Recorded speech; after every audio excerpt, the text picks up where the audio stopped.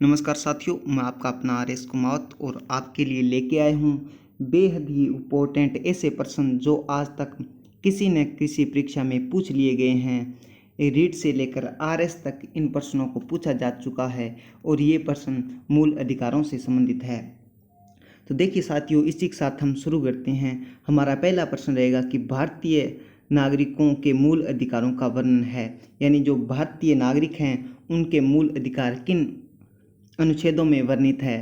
तो देखिए, ऑप्शन 1 हो गया अनुच्छेद 12 से 35, ऑप्शन 2 हो गया अनुच्छेद 13 से 36, ऑप्शन 3 हो गया अनुच्छेद 15 से 39 और ऑप्शन 4 हो गया 36 से 51। इसी के साथ आप अपना राइट आंसर सोच लीजिएगा। देखिए, आपने अपना राइट आंसर सोच लिया होगा, तो जो इसका राइट आंसर होगा वो होगा ऑप्शन नंबर 1, यानी कि अनुच्छेद 12 से 35 तक। इसी के साथ अपना देखते हैं नेक्स्ट प्रश्न कि प्रारंभ में कितने मूल अधिकार दिए गए थे। तो ऑप्शन 1 हो गया 6, 2 हो गया 7, 3 हो गया 4, 4 हो गया 5। देखिए, एक ऑप्शन अपने पास इसके लिए 6, 7 और फिर है 4 और 5। इसमें से आप सोचिए कि प्रारंभ में अपने पास कितने मूल अधिकार थे। तो जो इसका राइट आंसर होगा वो होगा साथियों, अगर आपने राइट आंसर अपना सोच लिया है तो अब मैं बता देता हूँ, वो राइट आंसर इसका 7 होगा। इसके बाद में देखते हैं अपना नेक्स्ट प्रश्न कि भारतीय संविधान में मौलिक अधिकार हैं।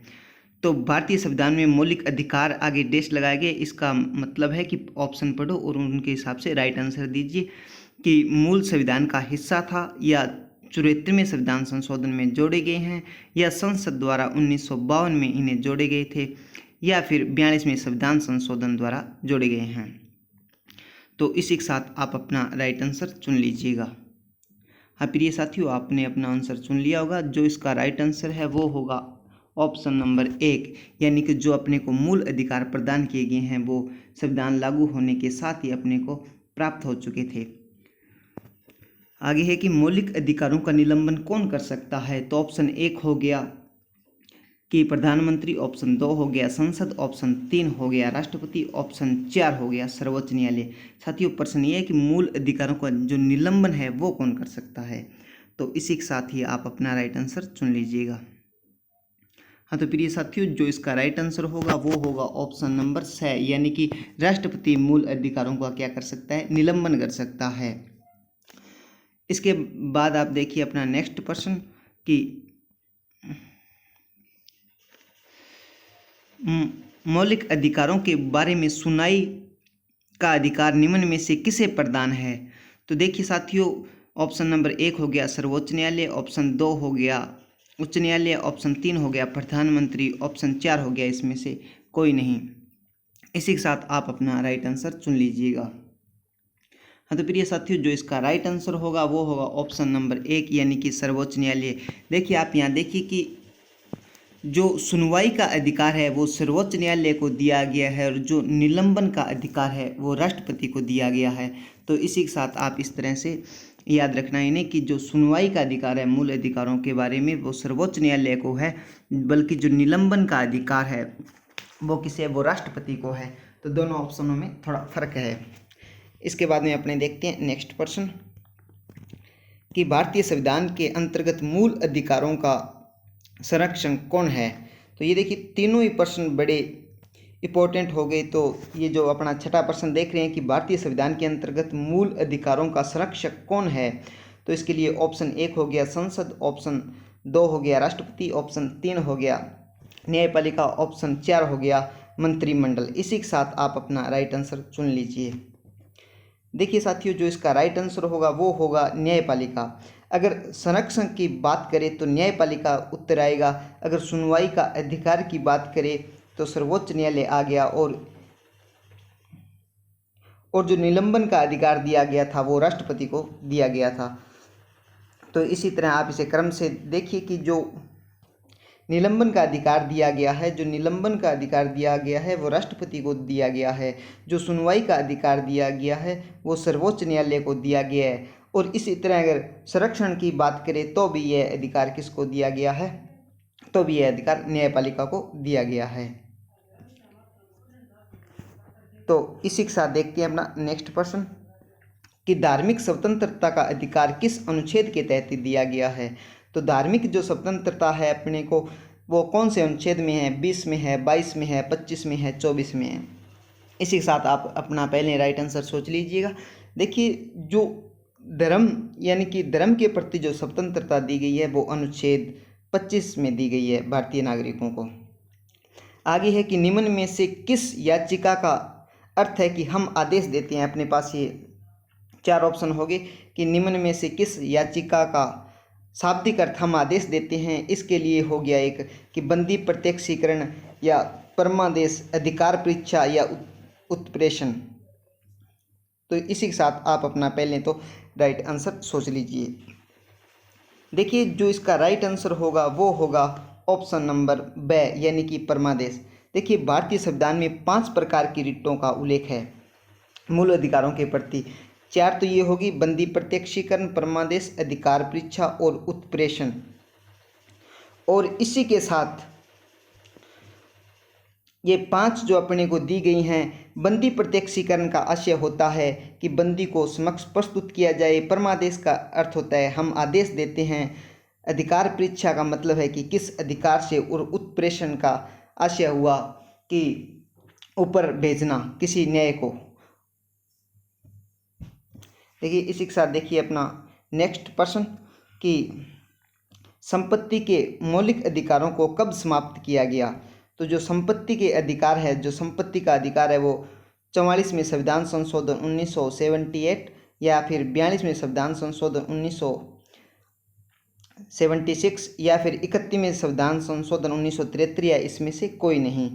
तो देखिए अपने को ये बताना है कि जो संपत्ति का मूल अधिकार है वो कब समाप्त किया गया। आपने सही आंसर सोच लिया होगा, तो जो इसका राइट आंसर होगा वो होगा ऑप्शन नंबर 1 यानी कि 44वें संविधान संशोधन के द्वारा। आगे देखिए कि किस वाद ने संसद को मौलिक अधिकारों में संशोधन करने का अधिकार दिया। देखिए अपने पास 4 ऑप्शन है इसके लिए। तो एक है केशवानंद भारतीवाद, दूसरा है गोलकनाथवाद और तीसरा है सज्जन कुमारवाद और चौथा इसमें से कोई नहीं। तो आप इसका राइट आंसर चुन लीजिएगा। साथियों जो इसका राइट आंसर होगा वो होगा ऑप्शन नंबर 1 यानी कि केशवानंद भारतीवाद में न्यायपालिका ने ये फैसला दिया कि जो संसद है वो मूल अधिकारों में उसका मूल ढांचा बिगाड़े बगैर उसमें थोड़ा संशोधन कर सकती है। आगे देखिए कि निम्न में से कौन सा मूल अधिकार नहीं है। तो अपने को ये बताना है कि कौन सा मूल अधिकार हमारे पास नहीं है। तो एक है समता का अधिकार, दूसरा है संपत्ति का अधिकार, ये मिस्टेक हो गया, थोड़ा सा रह लगाना था आगे। और आगे कि तीसरा ऑप्शन है स्वतंत्रता का अधिकार, चौथा है संवैधानिक उपचारों का अधिकार। तो जो इसका राइट आंसर होगा वो आप सोच लीजिए। साथियों जो इसका राइट आंसर होगा वो होगा संपत्ति का अधिकार, यानी कि संपत्ति का अधिकार अपने पास नहीं है बल्कि ये 42वें संविधान संशोधन 1978 में समाप्त कर दिया गया था इसे, जो वर्तमान में 44वें संविधान संशोधन, 42 में नहीं 44वें संविधान संशोधन के तहत ये समाप्त हुआ था। तो इसी के साथ देखते हैं अपना नेक्स्ट प्रश्न कि निम्न में से किस अनुच्छेद में अस्पृश्यता का उल्लेख है। तो निम्न में से किस अनुच्छेद में अस्पृश्यता का उल्लेख है। अनुच्छेद अपने पास हैं 16, 17, 18 और 15। तो आप अपना राइट आंसर सोच लीजिएगा कि किस अनुच्छेद में अस्पृश्यता का उल्लेख है भारतीय संविधान में। तो भारतीय संविधान का जो अनुच्छेद 17 है उसमें अस्पृश्यता का उल्लेख है। देखिए इसके बाद कि संविधान के अनुच्छेद 17 और 18 में व्यवस्था है, यानी कि अनुच्छेद 17 और 18 में क्या व्यवस्था है। तो देखिए ऑप्शन 1 हो गया सामाजिक समता की, ऑप्शन 2 हो गया आर्थिक समता की, ऑप्शन 3 हो गया राजनीतिक समता की, ऑप्शन 4 हो गया धार्मिक समता की। तो इसी के साथ आप अपना राइट आंसर चुन लीजिएगा। हाँ तो फिर ये साथियों जो इसका राइट आंसर है वो हो गया ऑप्शन नंबर 1 यानी सामाजिक समता की। अब देखिए इसी के साथ अपना नेक्स्ट प्रश्न कि किसी कैदी को न्याय के समक्ष प्रस्तुत करने के लिए किस रीट की आवश्यकता होती है। तो ये मैं आपको पहले ही बता चुका था अपना नेक्स्ट प्रश्न सा, और आप अभी भी इसे सही तो चुन सकते हैं। तो आप इन चारों में से अपना सही उत्तर चुन लीजिए कि ऑप्शन 1 है परमादेश, ऑप्शन 2 है बंदी प्रत्यक्षीकरण और 3 है अधिकार परीक्षा और चौथा हो गया उत्प्रेषण। तो आप इसका राइट आंसर सोच लीजिएगा। हाँ तो प्रिय साथियों, जो इसका राइट आंसर होगा वो होगा ऑप्शन नंबर 2, यानी कि बंदी प्रत्यक्षीकरण, यानी कि बंदी को प्रस्तुत किया जाए। इसी के साथ देखते हैं अपना नेक्स्ट प्रश्न कि संविधान के किस भाग में मूल अधिकारों का उल्लेख है। तो भारतीय संविधान में 22 भाग हैं, उनमें से आप बताइए कि ऑप्शन अपने पास हैं कि 3 या 4 और 4 क और 5, इसमें से किस में यह कहा है कि नागरिकों के मूल अधिकार का वर्णन है। तो आप इसका राइट आंसर सोच लीजिए।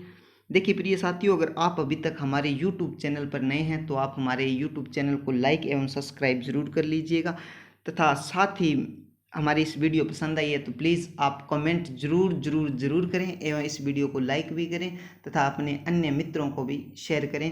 और जो इसका राइट आंसर है वो होगा ऑप्शन नंबर ए, यानी कि भाग 3 में मूल अधिकारों का वर्णन है।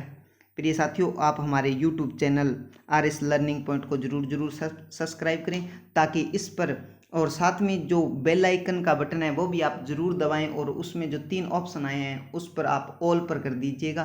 तो इससे क्या होगा कि हमारा हर वीडियो का नोटिफिकेशन सबसे पहले आप तक जरूर पहुंच जाएगा।